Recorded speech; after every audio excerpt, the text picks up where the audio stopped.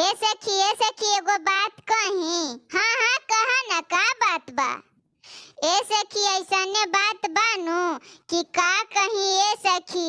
दाल पकाईनी, भात पकाईनी, भुंजिया अचार हो। दाल पकाईनी, भात पकाईनी, भुंजिया अचार हो।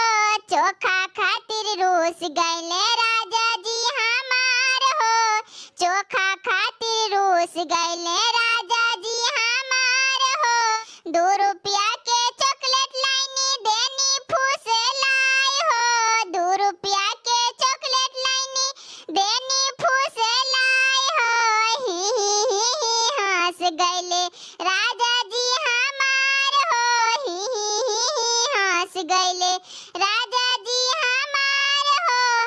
दाल पकाईनी, भात पकाईनी, भुंजिया अचार हो। दाल पकाईनी, भात पकाईनी, भुंजिया अचार हो। चोखा खातिर रूस गईले राजा जी हमार हो। चोखा खातिर रूस गईले